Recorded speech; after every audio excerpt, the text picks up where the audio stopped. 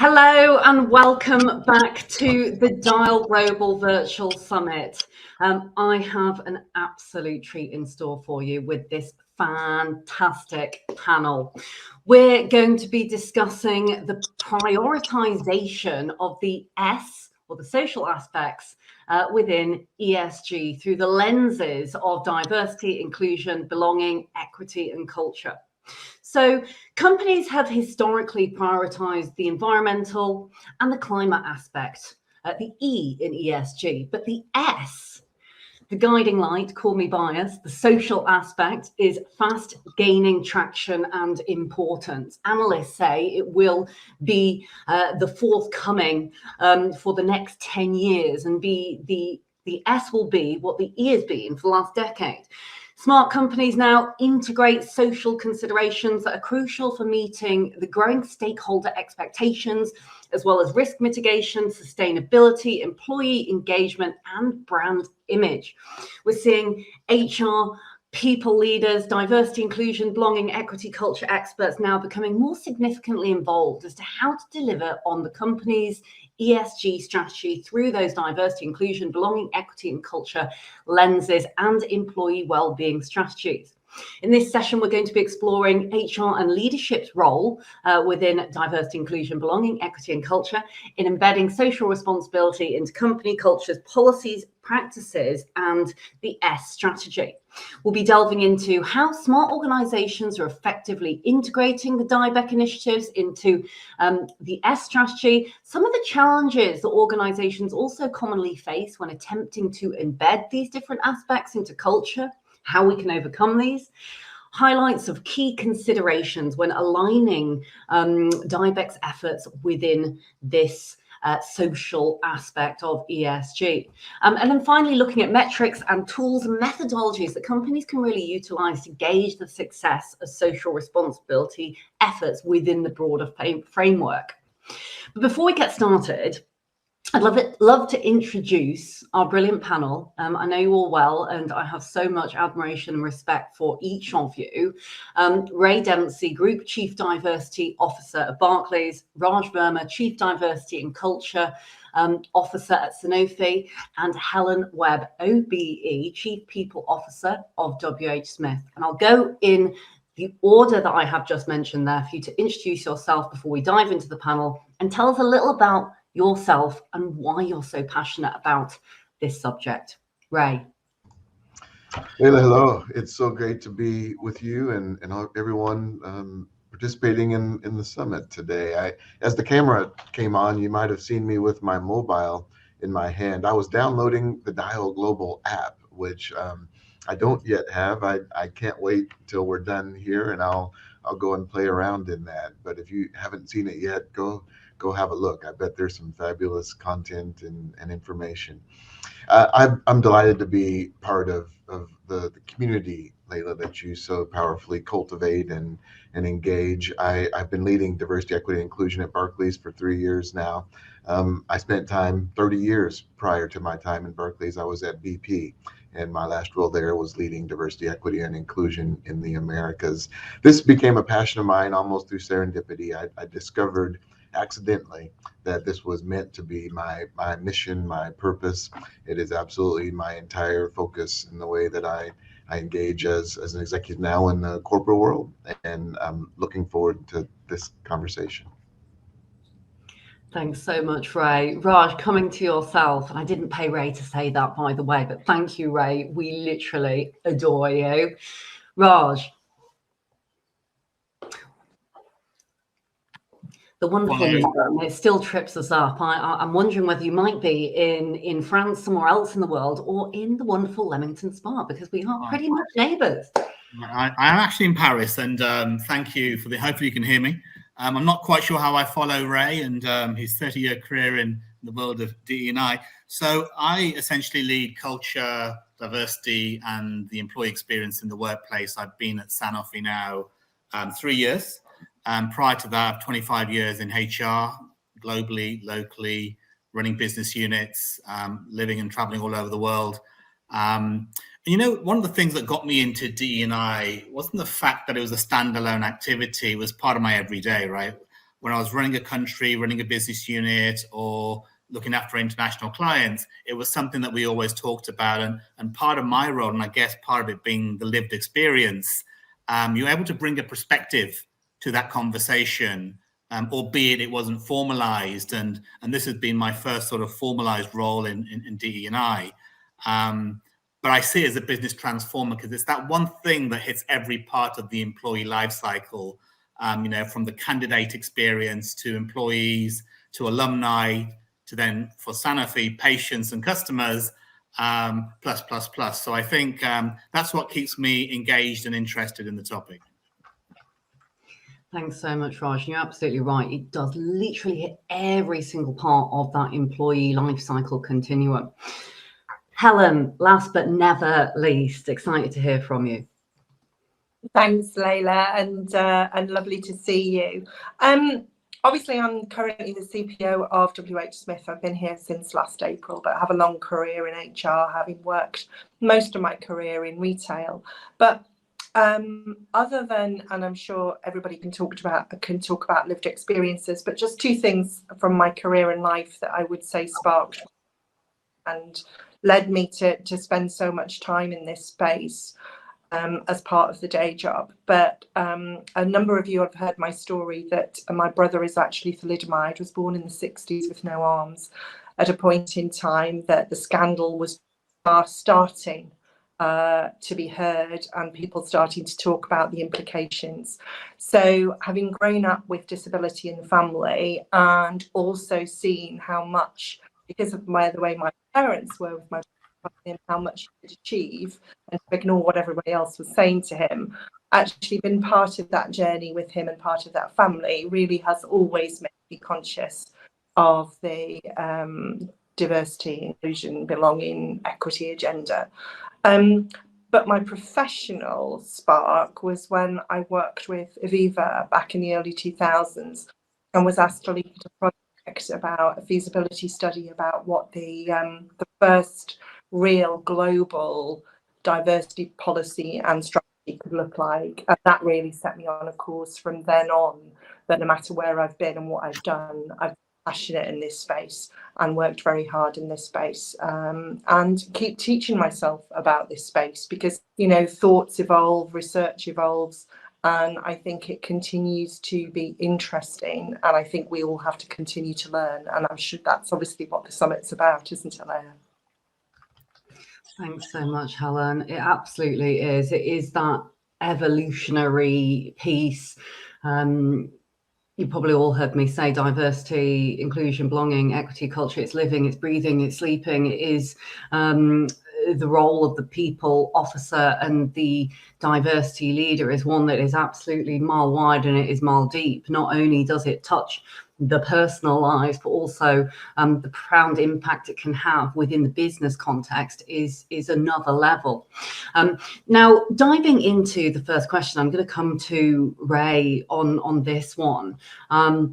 Ray, how are organizations effectively integrating DIBEC initiatives into their broader ESG strategy?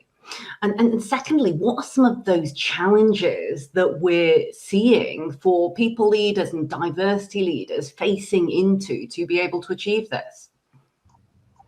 It's a great question, Layla. There's a lot in that. And I want to reflect first on the way you introduced the subject, that the S is perhaps for the next decade going to have the focus and attention that the E did for the last decade. I've said the same. I certainly see the indications of that. There's so many bits of evidence that bear this out. You could point to Larry Fink's annual letter to CEOs, Larry Fink of BlackRock, and the admonition that he provides, particularly around elements related to the S. I know many global companies have a charitable foundation through which they do loads of things in support of the communities in which they are present, and that's a fabulous thing. I personally served for many years as the president of the BP Foundation, but I think there's a really important distinction between philanthropy and the way that you actually bring the S to life, the S in ESG, and so that's what I'll reflect on. There are lots of examples I could share about the way we've approached this in Barclays. The time I personally spend with our sustainability team or with investor relations when key investors, shareholders all have a real deep interest in and curiosity about what we're doing around that S, and specifically how the DEI efforts directly intersect into those priorities. I'm really proud of the life skills program that Barclays has been running for many years. We've literally supported millions of young people across the UK in preparing them for better futures, support for employability and skills that will carry them through life. So I could offer a commercial, but I'll set that aside for now, and I'll make this point. I think the single greatest challenge and priority, so it actually is addressing both of your questions sort of in one, is in what I call being really clear about the intersections of interests. Oftentimes, the things that we would aim to do in support of sort of supporting societal challenges, societal causes, societal opportunities, oftentimes they'll take us into a focus on groups that are often a part of the focus of a DEI program broadly. When we engage with an organization that supports young girls in pursuing STEM education, we don't do it because we hope or we even expect that all of those young girls will someday come and work in Barclays. But there's a truth that our support and our engagement in that kind of an organization means that we will cultivate a growing capacity, a growing sort of part of a workforce that'll contribute in those spaces. And indeed, some of those people will come and work at Barclays. So being clear about where there's an intersection and what matters to us and the way that we build and support and cultivate our talent, and what actually is meaningful in preparing our communities, preparing society around us for the future, the challenges, the opportunities that will come. That's where you find the real magic. Another challenge that corporations will often have is, in today's world, often we've got scarce resource, we've got huge expectations of performance and delivery. So people always want to hear about ROI. What is the return on investment? And when you're making investments in that S, sometimes those things are harder to bear out. So you've got to be prepared to take a long view, to recognize that priority of noting the intersections of interest, to be clear that while it's not philanthropy, the purpose sometimes of the things that we'll do isn't just to drive talent straight into the seats around our firm. There's also a huge opportunity in the way we support entrepreneurship and firms that could grow and scale and become part of our supply chain, our value chain, the way that we cultivate our priorities around supplier diversity broadly and the kinds of firms that we do business with. It's really important to be thoughtful about the way that our products and our services reach the clients and the customers that matter so much. And the growing difference that is represented in those communities means that if we aren't paying close attention today, if we aren't getting good at the way that we attract and retain and develop people of a huge variety of difference, and putting those people to work to ensure that our products and our services, the way that we engage and interact, is meeting needs and expectations in communities around us, in society broadly, then that's where we lose. So this becomes a priority for companies when they recognize it, they see it, they treat it as a commercial imperative, as a real opportunity to create that intersection between what matters most for the company and what matters most in society. Ray, you articulated that as ever so beautifully. It is the moral imperative, but also the importance of seeing this as a business strategy. Diversity as a commercial lever for economic growth and prosperity, right the way through the entire life cycle of employees, talent coming into the organization. The STEM program sounds fantastic. But to your point, organizations like Barclays, WH Smith, Sanofi have that power to be able to really support growing the seeds of these individuals and also organizations through supply chain diversity. So it really is that absolute kind of holistic piece, cradle to grave in every single aspect of this. But as you say, also, we see media headlines which at times can be concerning for many of us. This is the time now more than ever to really step up and live our values and practice what we preach. Thank you, Ray, so much as ever. Raj, Helen, any further reflections on some of the words that Ray talked about intersectionality in the world of DE, integrated approach,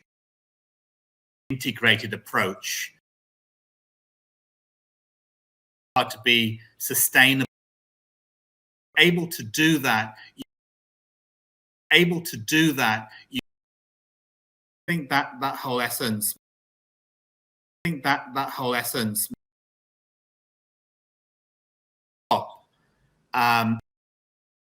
Where you're going and why you're going there.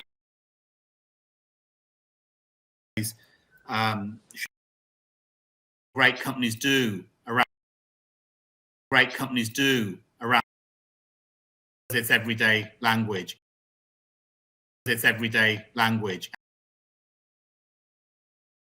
That makes it relevant for the majority. Indeed, Raj, and I mean, I've often quoted Ray saying when he started this work, it felt like he was pushing a rather large rock up a hill. But as we have continually strived forward, and real models, not just role models like yourself, have really got behind these initiatives, and CEOs have as well.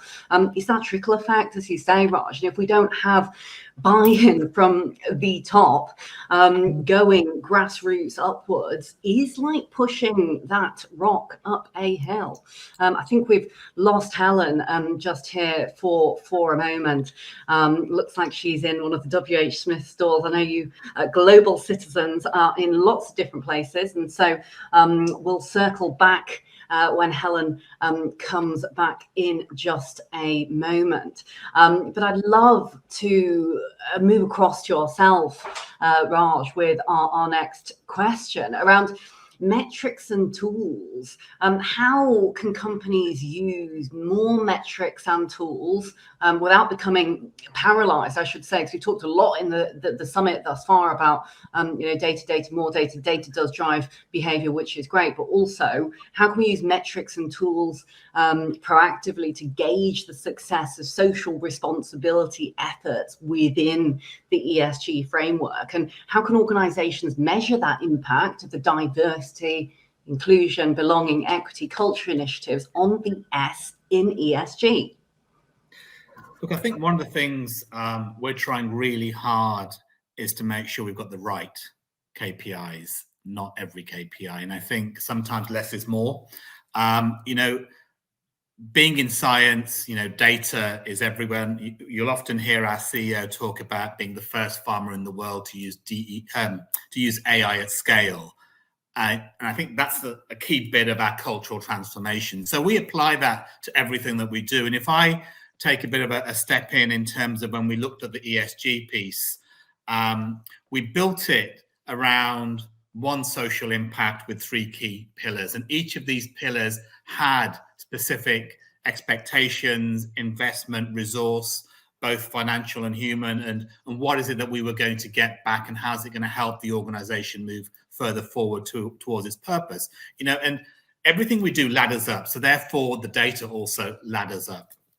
If I guess, talk about 3 areas, we created a global health unit, which is a non-profit healthcare model where we give greater access to treatment, training, and medicine to low socioeconomic countries around the world. We've impacted over 2 million people so far since we launched that less than 18 months ago. We have our CSR pillar, which talks about R&D, production, some of our commercial operations, and DE&I. And then we have our foundation, which Ray had mentioned that many organizations have. If I double click on the CSR piece, first of all, we co-created it, and that's a really important part of building the ownership. And when we were building that ownership, we looked at what is it that we're going to be saying to the world outside, as well as to all Sanofians around the world. How have we been successful? How do we know we're making progress? So on the launch of our D&I strategy, which is called Diversity Edge, we had 9 clear KPIs that were very transparent, that were, anybody can see them internally, and externally we share the themes that we deliver. But we did it so that, you know, when somebody asked me when I first joined Sanofi and I shared the D&I strategy, how many people have you got on your team? I said, I've got 100,000 people in my team, because every single person has a vested interest in their own diversity. And my job is to help them share that with others and to bring others in. So we've got KPIs that are built around representation, so gender, local representation, but also through employee resource groups. And we've spoken, Layla, about what we've done with our employee resource groups, and we've really dug deep to make it sustainable around the world. And we have over 50 different chapters and a very clear playbook that everybody follows. But I guess the second piece is really about culture. You know, what are we doing to create an inclusive culture? How are we measuring that? So the different policies that we're putting in place make a massive difference in terms of parental leave. How many men are taking the same amount of parental leave as women? We give 14 weeks parental leave to every employee, wherever you are in the world, from day one of joining Sanofi. So we measure that and we share that. The third part is around the community. So clinical trial diversity, for example, huge in our sector. How many of our trials have key diversity KPIs that we measure, manage, and exceed? Supplier diversity, you know, we've set an ambitious goal of 1.5 billion of our spend will be with diverse suppliers. We're just under 1.3 now, because we've been very intentional and we're sharing where some of the challenges are. And then finally, I would say, you know, when you're looking at measures, think about the impact it has on the world around you. So we launched at Davos last year, 1 million conversations. And that's not uncommon to what Ray was talking about in terms of scholarships and the STEM channel of bringing in women and girls into that sector.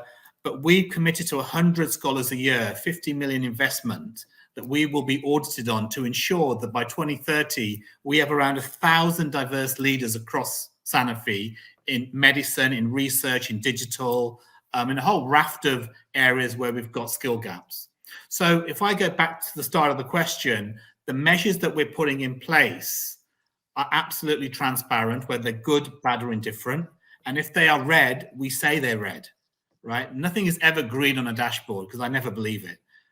So you have to be realistic with what you're sharing.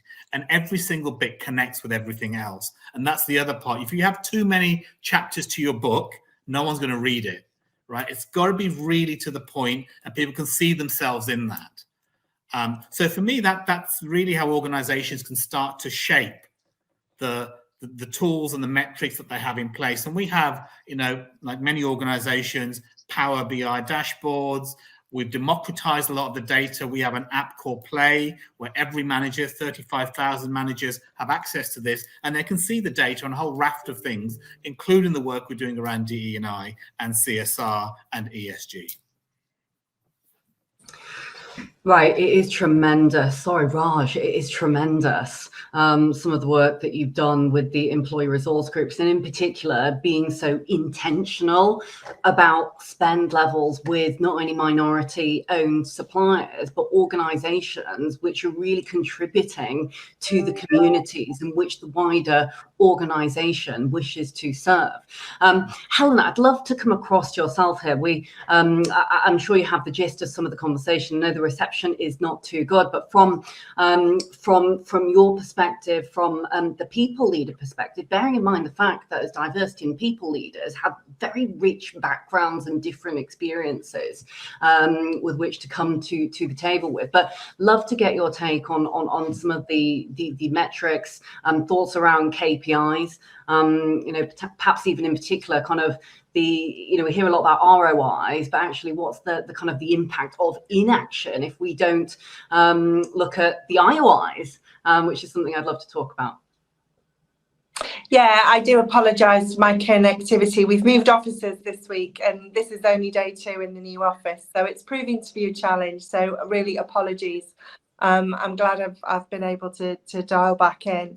I think it's a really interesting subject, and I know Ray and Raj have spoke very eloquently about that whole business end-to-end view of ESG and the S piece, which is about that you do that looks like philanthropy but has long-term aims, through to actually what do you do for your colleagues, and what do you do for your colleagues on the ground, and how do you represent in metrics what success starts to look like. And I think it's a really interesting one, and my journey over the last few months is about recognizing how different things are in a UK based only organization versus a global organization, and the challenge of creating a strategy that really lands globally. And I think that means creating metrics that are global as well. And I think some of the narrow perspective that we have on metrics here in the UK is interesting. Because I think we look at representation statistics, we look at engagement statistics, but actually that broader inclusion piece, and I loved what Raj was just saying about, actually the percentage of suppliers that you work with that come from underrepresented groups, and how you measure that and how you represent that, I think is a big part of the S going forwards, as well as what we do in the people space.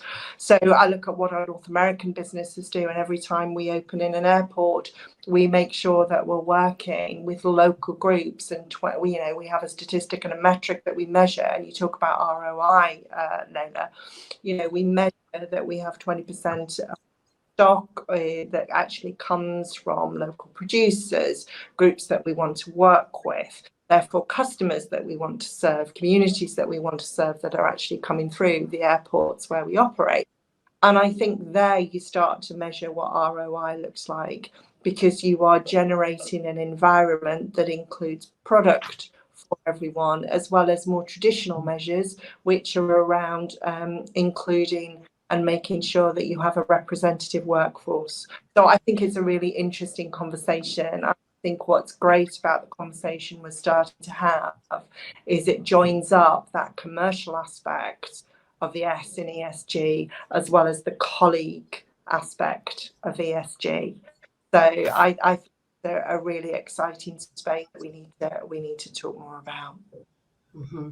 Couldn't agree more, Helen. And I'd love to circle back on a couple of the points, in particular one that you had made, Raj, around like this financial and human capital and how everything ultimately ladders up. Because when we look at say the wealth economy framework, which is something that I've been getting very geeky and into of late, is human capital, knowledge capital, social capital, all of these different aspects, and diversity and inclusion fits within that S of ESG. And I think, part of the worry sometimes that I have is there, are we getting lost in CSR, ESG, D&I, with everything kind of almost feeling at times a little bit blended together, when actually, when we looked at a whole range of different global standards and metrics,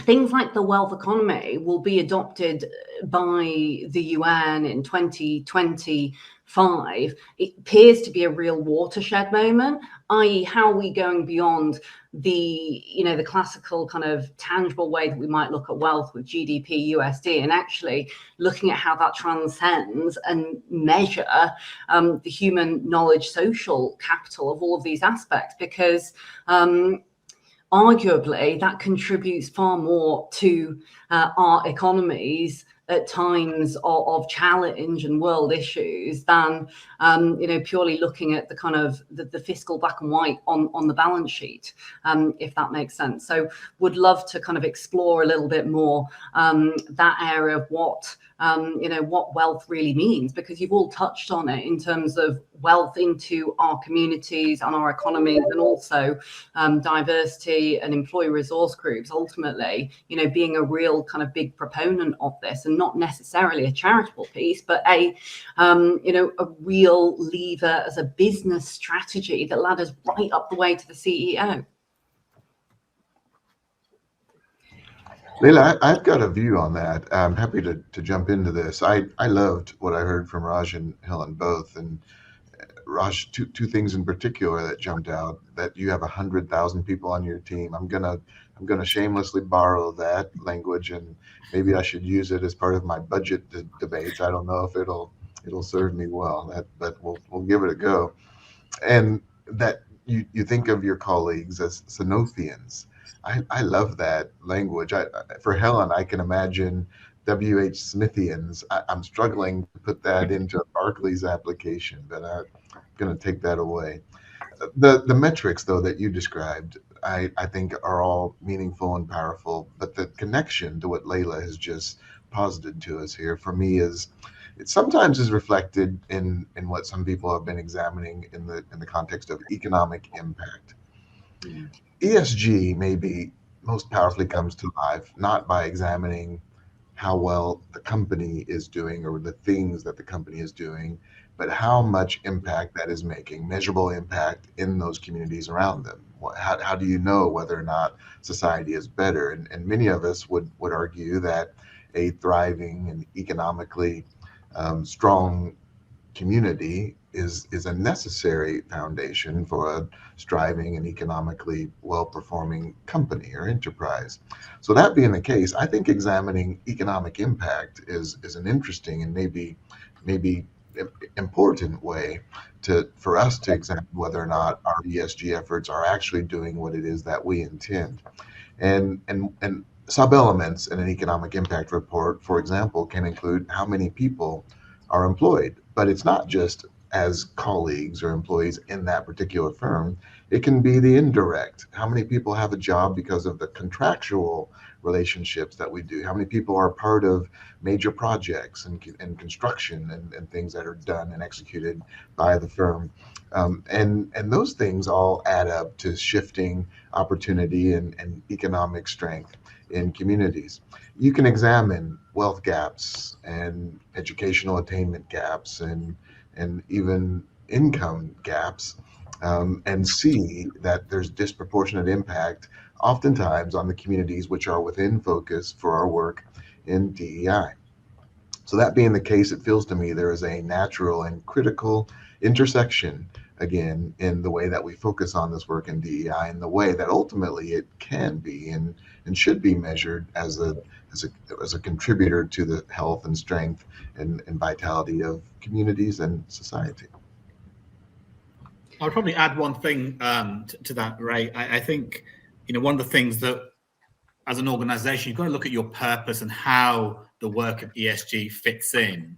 I mean, there's going to be nuances sector by sector. So for the industry I'm in, it's about bridging the trust gap between marginalized communities and healthcare.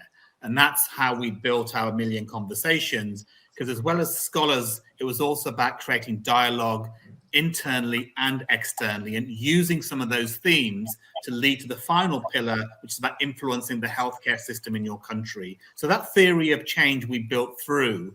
And, for the first time ever, we had a full ESG Investors Day in 2022.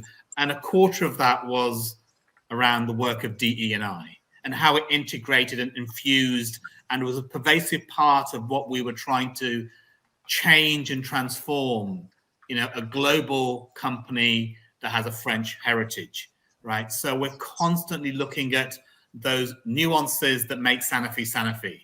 And I think for every organization to take that into account, I don't think ESG is copy and paste. I think you have to co-create it with your organization in line with your cultural values and behavior set. and what your purpose is. And I think that is what differentiates company by company around the work of ESG. Raj, thank you ever so much. And being conscious of time, Helen, I'm going to come across to you with asking a final question here around whether you can share any examples of companies that have successfully integrated their diversity, inclusion, belonging, equity, culture principles into their ESG practices and have seen from that improved social impact. And finally, whilst you're mulling on that one, any other lessons that organisations can learn from these success stories? Yeah, I think it's an interesting one, although I think Raj might have just stolen my thunder a little, but never mind. Because his last sentence summed up essentially what I was going to say, but I'll say it a slightly different way. I think if you're looking for examples, there are many examples where people can go on individual companies' websites and have a look. I mean, I think the story that highlights that whole end-to-end, who is an organisation, what values have they got, what do they stand for, what they hear on, then I don't think you can go any further than Patagonia. And I think that's a great example of an organisation that is very easy to understand. It's not complex. Sells great sports and outdoor leisure clothing, but from one end to the other of the way the business represents itself, the way that it deals with its colleagues, its suppliers, it's here to make the planet. And I think, you know, that's a very simple case study that everybody can access and start to understand. I think the complexity, though, of looking at others is that you can't say one size fits all. You have to really go into the DNA of your organisation, what it is set up to do, and therefore how you approach the S in ESG. So, you know, I came to WH from the cooperative. So I came from a co-op to a UK FTSE UK PLC. They are two very different organisations with very different, DNA, all both passionate about the ESG agenda, but coming from very different places and therefore want to have a social impact in a very different way. Therefore, if I'd walked in the door with the DEI strategy that I have co-op, it would have jarred completely within this organisation. Not because nobody doesn't think this is really important. You have to measure it, do it in a very different way, because the way that WH Smith wants to have social impact is very different. And it comes back to a little about what Ray was saying, which is about socioeconomic impact, which is slightly different from the organisation I came from. We are a numbers organisation, we're a profit-driven organisation, we're a share value organisation. That drives different behaviour. What I would say is that, you know, the lessons learned are, from a very personal perspective, I have to sit and pick apart what does the organisation stand for, what drives this organisation before I could create a strategy that I knew was going to resonate. And that clear about, you know, actually the brand trust is very important, as it is with a lot of organisations, but there's something a little bit special about WH Smith, founded in 1792, the UK's first retailer and oldest that's still going. And actually the pride that goes with that is the foundation from the DEI strategy that I have created. So for others listening, you have to understand what is the beating heart of your organisation and how does that therefore land into DE&I. We're a global organisation now as well, which is very different. Therefore, you know, we had a set of values that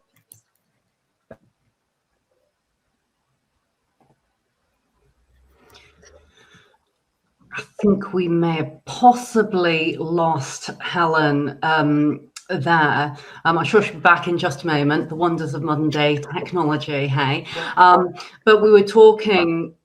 Oh, Helen,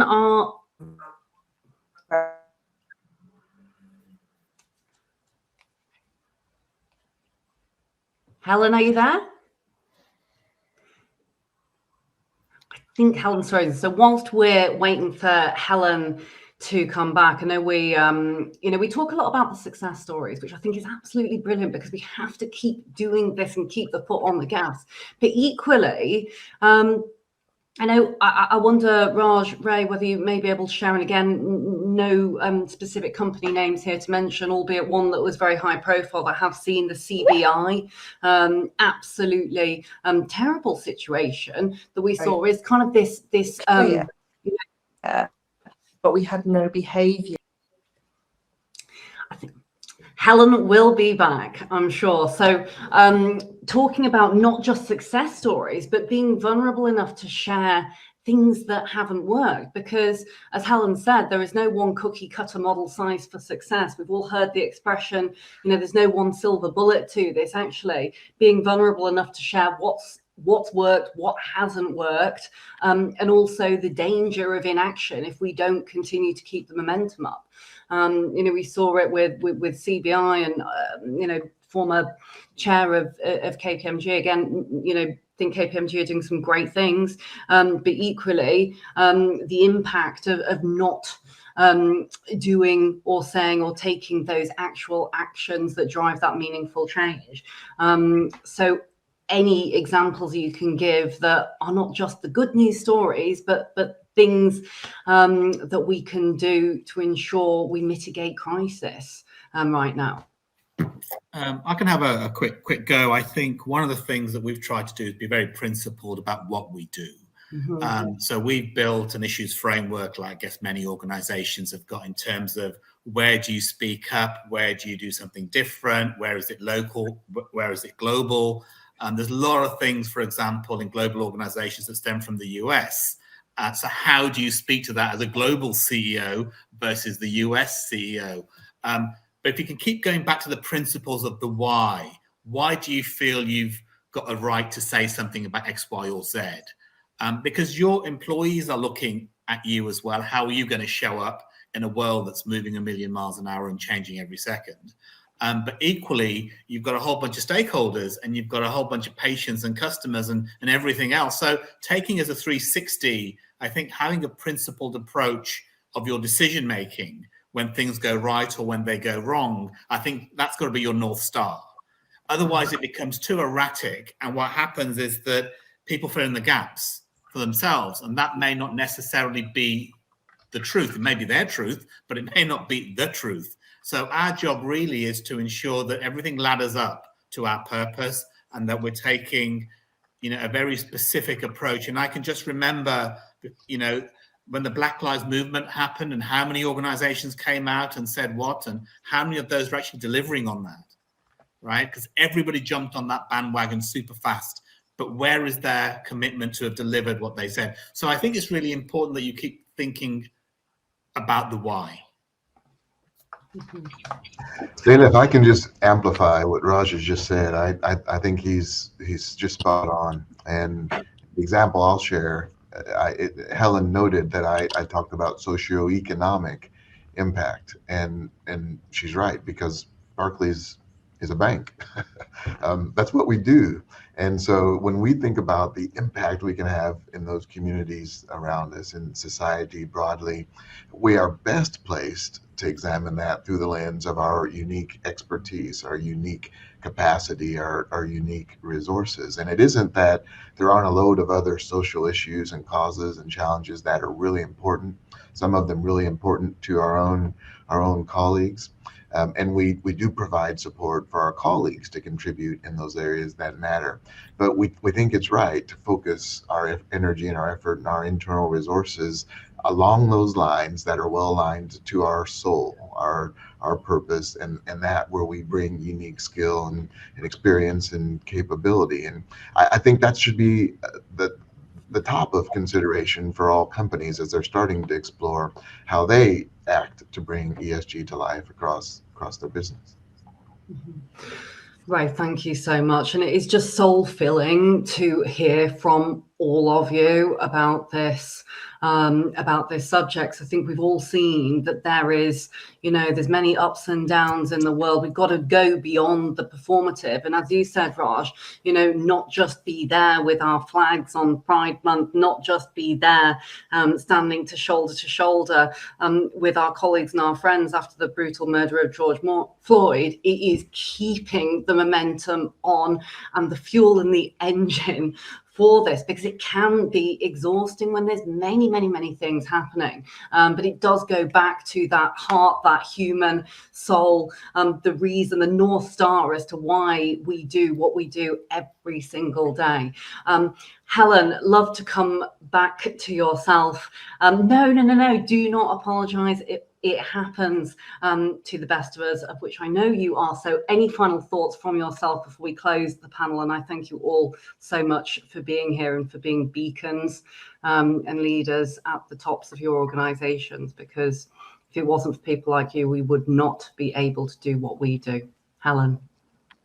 Yeah, I think my final thoughts, I think there's been some interesting conversation. I apologize for my tech issues. I think we have to work harder at building great. What we're doing is making a difference, and put some effort into doing that, because I think, we have a set of pillars with our ESG strategy. We've built a set of metrics, but I think what we have to do is make sure we're publicising those metrics, particularly with our own colleagues, and demonstrating that what we're doing is making a difference to create that momentum.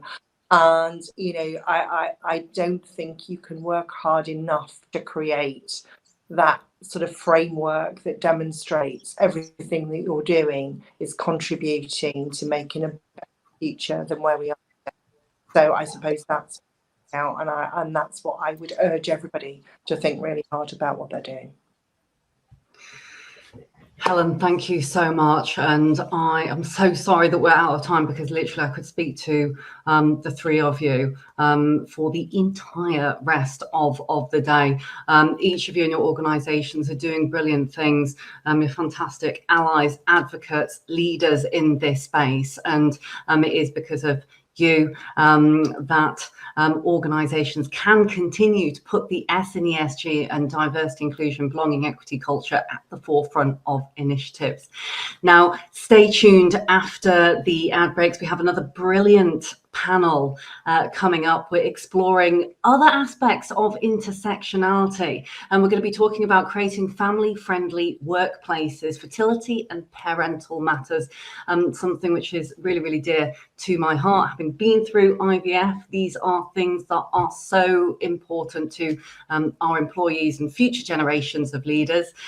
We have the brilliant Chief People Officer of Saga, Roisin McKenzie, featuring panelists from Odeon and Every and Hilton as well, with the brilliant Deshaun Wise-Porter, Stacey Ram and Zara Doyle.